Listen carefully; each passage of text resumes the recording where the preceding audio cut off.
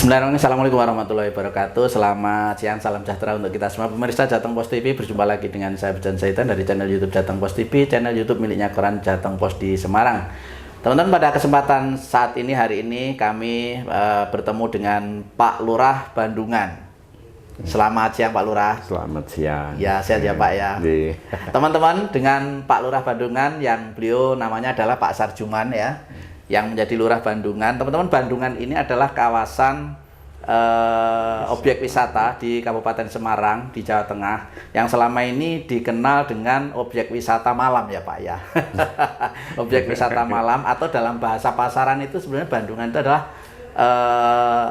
lokalisasi kalau orang umum menyebut ya Pak ya. Tetapi sebetulnya nanti pembahasannya sebetulnya lokalisasi atau bukan, nanti dijelaskan oleh Pak Lurah. Nah, kami ketemu Pak Lurah ini pengen ngobrol panjang tentang kehidupan potensi wisata malam di Bandungan ini Pak Lurah. Informasi yang kami terima itu setelah Doli ditutup Pak di Surabaya ya, komplek lokalisasi Doli ditutup, kemudian juga di Semarang Sunan Kuning ditutup, itu informasinya wisata malam Bandungan ini adalah yang terbesar di Jawa Tengah Pak. Betul. Itu betul apa tidak itu Pak Lurah? Pak Lurah kan membawai anak-anak di sini ya. Sebenarnya kita enggak di Bandungan itu Mbak E itu kan kerjanya di sini itu hanya sebagai pemandu karaoke. Oh. Terus kebetulan di Kelurahan Bandungan itu kebanyakan kan banyak pengusaha karaoke. Tapi beliau Mbaknya itu kosnya itu di luar daerah sini. Oh. Soalnya Bandungan itu dibatasi dengan sebelah timur itu ada Desa Jetis, sebelah utara ada Desa Duren, dan sebelah selatan Desa Kenteng. Jadi mbak-mbaknya yang bekerja di sini itu kebanyakan freelance. Jadi kita memantaunya itu kalau yang freelance itu kesulitan. Jadi sebetulnya mbak-mbaknya wanita malam di Bandungan itu yang orang bilang itu maaf PSK gitu ya Bandungan ya, pekerja seks komersial itu tidak bermukim di kawasan Kelurahan Bandungan. Ya, sebagian ada yang di Kelurahan Bandungan, tapi kebanyakan itu di luar Bandungan. Oh. Tapi kalau kerjanya di wilayah Bandungan.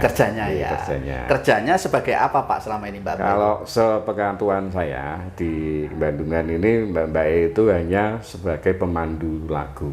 Pemandu karaoke. Pemandu karaoke. Terus apa? Ya kita kan tidak tahu yang namanya orang kerja mungkin habis itu terus sepik-sepik sendiri. Nah itu kita enggak tahu. Mana? Oke. Itu kalau misalnya pemandu karaoke kan di tempat karaoke ya Pak ya. Kemudian kalau misalnya berlanjut itu di daerah mana kalau di Bandungan itu? Apa di tempat pemandu karaoke itu? Ya ada yang mungkin tanda tanya itu ada. Tapi yang sebagian besar saya nganu dia itu hanya sebagai pemandu karaoke. Ya, tapi nanti setelah habis kegiatan nyanyi itu enggak tahu kita kemana dengan tamunya ya. Ya, itu mungkin kan, di hotel, bisa di Bandungan, bisa di luar Bandungan gitu ya. Oke. Karena kan apapun memang yang dikenal dari luar itu ya pasti namanya wanita penghibur ya begitulah ya. Nah, tempatnya mungkin bisa di Bandungan, bisa di tempat lain gitu ya Pak. Oke Pak, itu orang bilang setelah SK ditutup, Doli ditutup tuh katanya sini tuh jadi yang terbesar, itu apa betul Pak? Oh, kok selama ini saya di sini enggak begitu enggak ada isu seperti besar itu enggak. Cuman kita soalnya sudah mengantisipasi dengan dinas-dinas terkait seperti Babinsa maupun Babin Kaptipmas maupun di tokoh-tokoh masyarakat yang ada di Kelurahan Bandungan. Kalau mbak-mbak itu di panti maupun di kos itu kita bisa ngontrol. Tapi kalau yang namanya freelance itu kita sulit sekali ya. Soalnya datangnya beliau itu sore jam berapa, ngetem di hotel mana. Nah, nanti setelah ada transaktir di mana, enggak di situ, pergi. Terus nanti jam berapa pulang itu jam 5 atau jam 4 itu sudah kumpul lagi pulang ke nganunya masing-masing. Tidak relatif tidak terdata ya. Nganunya kalau yang freelance itu tidak terdata. Ya. Tapi kalau yang di kos-kosan atau di panti itu kita bisa punya datanya ya. Oke Pak, sebetulnya berapa jumlahnya yang terdata itu mbak-mbaknya yang bekerja di Bandungan? Kalau perkawis apa namanya perkumpulan pekerja wisata itu perempuan pekerja wisata menyebutkan ada sekitar 600-an ya setiap malam tuh. Banyak sekali nggak sampai. Nyampe. Ya. Jadi kita sebelum masuk di menjadi satu di kecamatan, waktu itu kita setiap bulan 3 bulan sekali atau 4 bulan sekali waktu itu kita ngadakan ngumpul ke mbak-mbak itu sama ibu-ibu kos, diberi pembinaan. Terus ya nanti kalau bisa ya jangan di sini terus, ya monggo lah. Orang itu juga kita hanya sebagai tempat sini hanya sebagai mencari nafkah. Tapi kenyataannya ya tadi setelah kita gabung dengan kecamatan itu terus kayak di stop namanya anggaran itu udah ada. Untuk pembinaan ya. Untuk pembinaan. Oke. Pak apa namanya mereka itu menurut sepengetahuan Pak Lurah di sini ya apapun kan membawai ya. Kalau sudah membawai berarti kan menjadi warganya juga ya. Itu mereka itu sebenarnya kenapa Pak umumnya terjun di sini itu Pak? Jadi wanita penghibur itu Pak. Yang kebanyakan itu terutama masalah ekonomi ya. Terus kedua ya mungkin ada gesekan di keluarga. Itu terutama yang masih muda-muda itu ditinggal suaminya selingkuh lagi atau kerja di mana tidak pulang-pulang lah, itu akhirnya kebanyakan larinya ke sini. Oke Pak. Kemudian Pak sebetulnya kalau Bandungan itu orang menyebut bukan komplek lokalisasi, tetapi di sini itu objek wisata Pak, wisata malam. Jadi bukan lokalisasi tapi wisata malam. Itu gimana sih Pak pengertiannya itu Pak? Karena di Bandungan sendiri itu banyak sekali tempat-tempat hiburan seperti karaoke. Jadi di Kelurahan Bandungan sendiri, karena lingkupnya itu di Kelurahan Bandungan itu ada kalau 40-an tempat karaoke. Cuman ya itu tadi mbak-mbaknya itu kosnya itu bukan di sini ya, di luar. Di daerah desa Jetis terutama sama Durian. Di desa luar Bandungan ya. Stay di sana kos. Kan kita wilayahnya hanya Bandungan, lah kita mendatanya itu kan terus susah ya, karena sudah masuk wilayah lain ya. Kerjanya di tempat kita. Ya, jadi karena faktor ekonomi, complicated ya keluarga gitu ya. Kalau mereka umumnya datang dari mana Pak? Kebanyakan itu dari daerah selatan barat, jadi kayak mungkin Wonosobo, Temanggung, terus daerah sana lagi itu. Kadang ada yang dari Purwokerto itu ada. Dari daerah Jawa Selatan ya. Banyak yang dari dekat-dekat sini ya. Jarang lah. Jarang. Kalau orang Bandungan sendiri mungkin malah justru jarang ya. Malah enggak. Ya. Jadi pendatang semua ya. Jadi, kita kan dulu sering kerja sama Mbak Dewi. Ya, dari Ketua Perkawis ya Bu Dewi ya. Mbak Dewi itu setiap waktu itu kita sebelum ada pandemi itu kita selalu koordinasi dengan Mbak Dewi. Mbak Dewi memberi laporan. Tapi ya itu tadi setiap kita minta laporan itu yang kos di situ itu selalu berpindah-pindah, tidak menetap. Jadi minggu ini di kos A, nanti 2 minggu yang akan datang atau bulan yang akan datang sudah kos A ini tadinya ada 10, masih 5, yang 5 pindah kemana gitu. Jadi tidak menetap ya. Nggih Pak, karena Bandungan ini bahasanya bukan lokalisasi, maka sampai sekarang pun misalnya ada pihak-pihak yang menghendaki dibubarkan itu ya nggak bisa Pak ya. Kalau juga karena itu juga membantu perekonomian warga Bandungan sendiri, karena kan beliaunya mengandalkan di kayak di tempat-tempat karaoke, terus di tempat ya kerjanya kan banyak yang di hotel. Kebetulan di sini juga ada hotel, terus ada villa lah, itu warga-warganya itu banyak yang di kerjakan di situ. Akhirnya warga sini tuh ikut bekerja di sektor hiburan malam ini ya. Jadi secara ekonomi efek positifnya membantu warga sekitar ya, membuka lapangan kerja gitu, ya. Kalau dari kepentingan itu memang dianggap sisi positifnya ya Pak ya.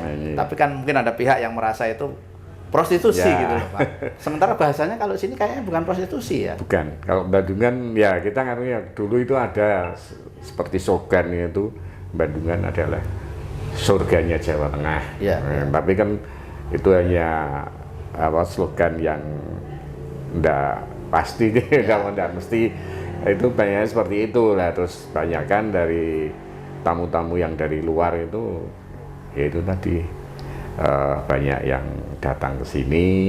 Kebetulan juga karena di sini tempat wisata, tapi wisatanya itu kalau ya sebenarnya enggak wisata malam.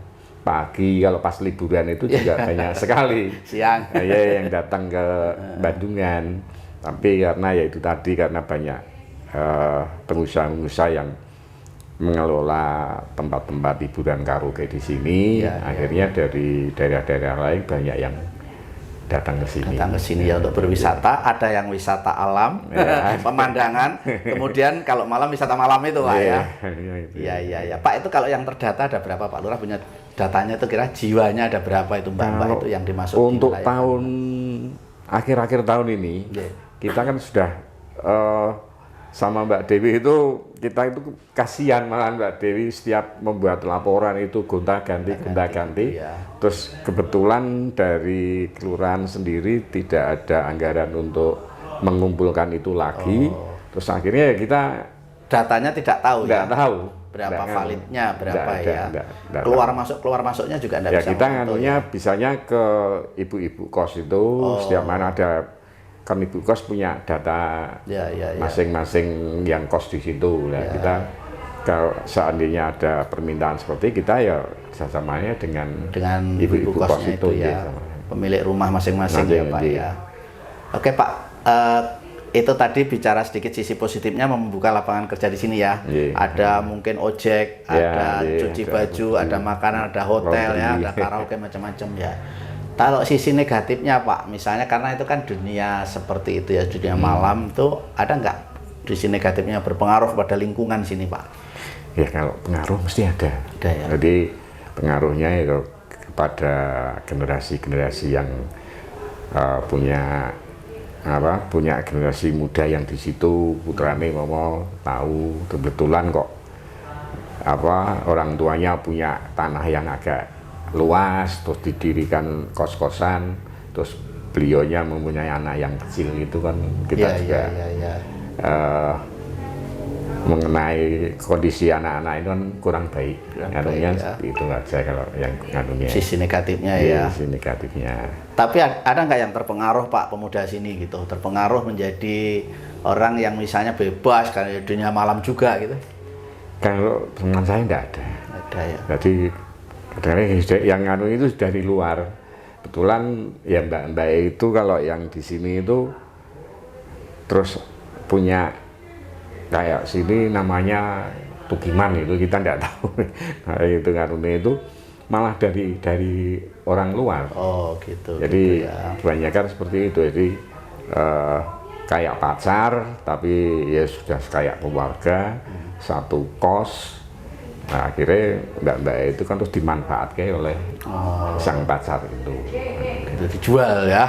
Ya nggak dijual. Dipekerjakan guys kayak di karaoke dia hanya mungkin jemput atau di kos-kosnya aja nanti pulang ya nanti yang mas-mas ini mintanya ya semacam.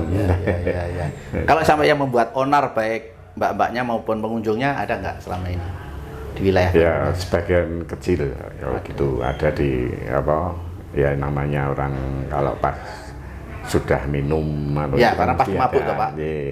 Itu ada, tapi dari masing-masing pengusaha itu sudah ada pengaman yang petugasnya masing-masing tempat karaoke atau pengusaha hotel ya. Akhirnya yang dari pengaman di situ dulu baru kalau tidak bisa mengatasi baru laporan ke kepolisian. Oke Pak, kalau dari sisi pendapatan daerahnya Pak, praktek maaf ya usaha di Bandungan, usaha malam di Bandungan tuh besar atau kecil Pak? Kalau untuk pendapatan untuk menyumbang ke daerah, ya besar. Ya, besar ya Pak. Karena setahu saya itu di Bandungan ini se-Kabupaten Semarang itu APBD-nya dari Bandungan itu tertinggi. Tertinggi di se-Kabupaten Semarang. Se-Kabupaten Semarang. Jadi karena kan banyak kecamatan berarti ya istilahnya ya. Anunya ya. Se-Kecamatan Bandungan itu terbesar APBD-nya tuh. Ya enggak se-kecamatan, se-kabupaten. Oh, se-kabupaten. Jadi kecamatan yang dipandang anunya tinggi itu Kecamatan Bandungan. PAD kabupaten terbesarnya disumbang dari Kecamatan Bandungan ya. Karena ada objek wisata malam di Bandungan. Ya. Termasuk wisata-wisata yang lain ya. Jadi, soalnya kan ada kayak apa ya, di karaoke itu kan setiap lagu ada nganune, ada pajaknya. Pajak kanunnya kan ada itu. Jadi kan betul. Masuknya juga ke daerah. Tapi kalau masuk karena kita enggak desa kan beda. Kalau desa mungkin masuk desa. Nyarinya dikelola oleh desa sendiri. Kelurahan ya. Kalau kelurahan kan kita langsung hanya dilewati aja Pak kalau PAD ya. Kita soalnya di bawah naungan kecamatan. Iya betul. Itu besarnya sampai berapa miliar Pak per tahun pendapatan PAD dari Bandungan? Kita soalnya masalah pajak itu kita enggak begitu ya. Jadi tapi yang terbesar yang jelas. Yang terbesar. Yang terbesar. Makanya Bandungan apapun dipertahankan bahkan diperjuangkan untuk menjadi objek wisata yang besar ya Pak ya. Baik wisata alam, pemandangan, terus termasuk wisata malamnya. Makanya kan pasar yang ada di atas ini pindah. Itu kan pasar. Ya. Itu terus akhirnya dipindah ke bawah menjadi tempat, kalau namanya dulu itu RTH, ruang terbuka hijau. Tapi sekarang sudah diserahkan ke kabupaten, diganti menjadi ruang terbuka publik.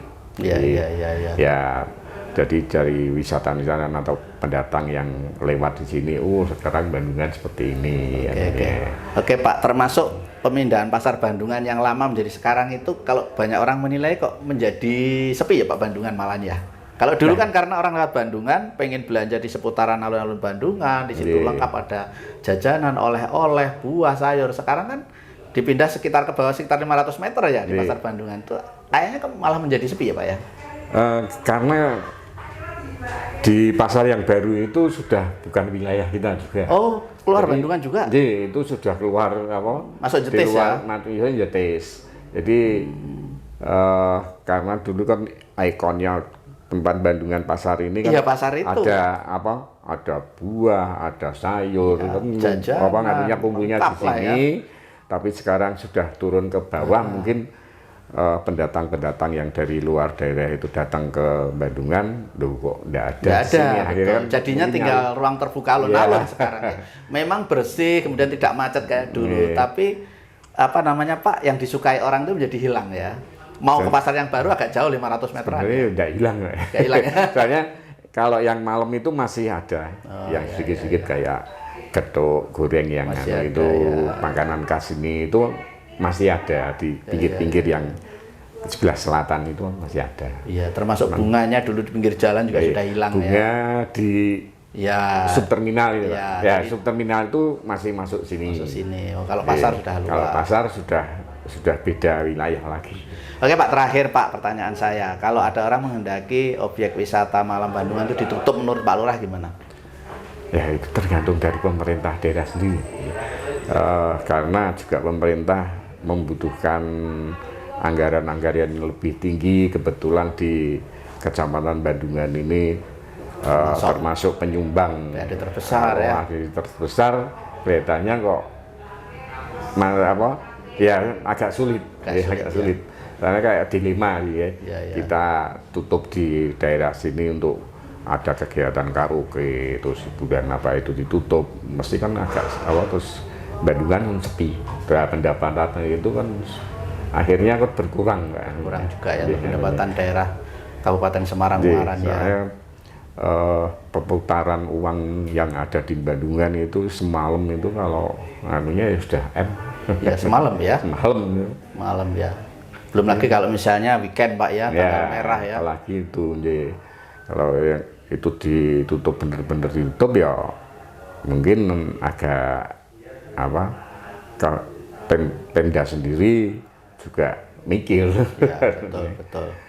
Makanya Pak, karena besar itulah saya dapat informasi itu di Bandungan itu setelah SK tutup, Doli tutup itu menjadi yang terbesar kalau di Jawa Tengah ya barangkali. Informasinya semalam bisa 600 mbak-mbak melayani dunia hiburan malam Pak. Itu kalau malam minggu kalau hari-hari biasa, kalau tanggal merah malam minggu mungkin bisa naik sampai 1000 itu, 1000 mbak-mbak itu loh. Oh, kalau 1000 enggak ada. 600 saja kita juga kemungkinan belum kita juga lihat kan terbesar Pak pendapatannya sekabupaten kan. Iya, itu kan bukan dari mbak-mbaknya. Oh, yang lain-lain. Yang itu kan mungkin dari pajak-pajak siap roomnya kan ada pajaknya ya. Masuk ke Pemda, terus belum yang lain-lainnya. Kalau mbaknya kan tidak ada pemasukan sama sekali tempat kita.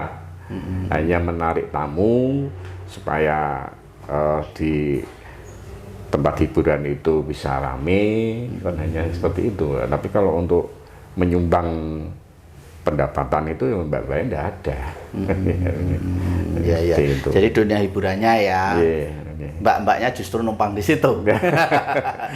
Numpang di situ. Oke Pak, harapan pendapat panjenengan terhadap masyarakat, terhadap siapa saja dari objek wisata malam Bandungan ini apa ini? Kalau harapan saya pribadi ya yang penting kita saling bekerja sama dengan dinas yang lain untuk memantau kegiatan apa yang ada di Kelurahan Bandungan ini tidak terkenal dengan image yang begitu jelek. Jadi kita tidak setiap malam kita juga bersama dengan Pak Babinsa, dengan Kasih Terantib Kecamatan Bandungan, bersama Babit Kaptikmas, kita selalu keliling di tiap malam ya dari tempat-tempat hiburan itu. Ya ramainya itu kalau mbak-mbak hanya libur aja. Tapi kalau hari-hari biasa itu biasa, tidak ada. Kalau sekitar katanya sampai 600 itu nggak ada. Nggak nyampe ya, plus minus lah, keluar masuk ya Pak ya.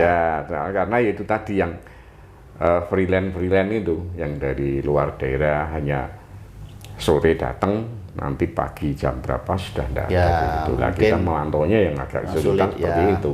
Bisa jadi yang terdata valid mungkin tidak sampai, tapi mungkin karena ada yang freelance dari luar masuk sini yang nggak terdata, tetapi bisa jadi banyak. Yang kesulitan itu. Bisa jadi sebetulnya banyak. Yang kesulitan data itu karena ya itu tadi datangnya malam, tapi pergi lagi sebelum kita bangun sudah pergi, sudah tidak di sini. Oke. Ya, Pak Lurah, terima kasih sekali atas informasi yang disampaikan kepada kami. Mudah-mudahan juga informasi ini menjadi wacana yang positif buat masyarakat luas, Pak. Amin. Terutama mengenai Bandungan ya Pak ya. Bandungan sebagai kota wisata di Kabupaten Semarang Ungaran yang saat ini menjadi andalan ya Pak. Objek wisata sungguhannya loh Pak ya, banyak sekali. Tetapi memang sisi lain image bahwa Bandungan masih menjadi wisata malam ya. Tempat mbak-mbaknya bekerja mencari uang di sini kalau malam ya itu mungkin ada, tetapi mungkin tidak sebesar bayangan orang ya. Jadi terus kemudian ya kita jadi tahu PAD dari Bandungan itu terbesar di Kabupaten Semarang ya.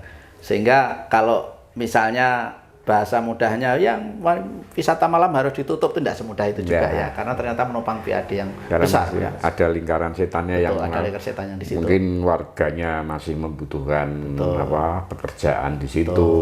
Betul. Kalau seandainya itu ditutup total itu ya itu tadi dampaknya itu mesti ke perekonomian. Siap. Yang penting dipantau terus ya Pak Lurah ya, sebagai pemangku wilayah. Satu harus aman. Ya, kemudian tidak menimbulkan dampak sosial negatif ya, pengaruh-pengaruh negatif buat generasi muda ya Pak. Terus kesehatan ya Pak ya, terutama ya. Kalau yang di panti maupun di kos itu kesehatan selalu terpantau. Oh, Ya itu tadi yang kita kesulitan itu yang freelance. Freelance ya. Itu sulit sekali dan ya itu kita jeleknya itu gini ya.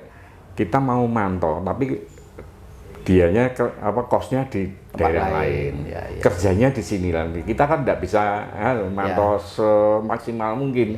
Kita yang bisa hanya yang kos di daerah Kelurahan Bandungan saja. Soalnya yang Kelurahan Bandungan itu yang kayak dikelilingi jalan itu, dari sini, terus pasar itu ke sini tengah itu, depan Sate Jos itu ke bawah itu sudah ada Kelurahan Bandungan. Jadi sebetulnya mbak-mbaknya itu stay-nya ya, itu menyebar di beberapa kelurahan, tidak hanya di Bandungan ya, gitu. Kelurahan-kelurahan sekitar ya. Meskipun praktek karaoke-nya banyak kerjanya di kebetulan kok banyak yang di Bandungan. Iya. Oke, Pak Lurah sekali lagi terima kasih dari kami dari Jateng Pos TV. Mudah-mudahan apa yang kita bicarakan ini membawa manfaat. Pak Lurah, terima kasih sekali lagi. Saya Ucan Zaitan undur diri. Assalamualaikum warahmatullahi wabarakatuh. Waalaikumsalam warahmatullahi wabarakatuh.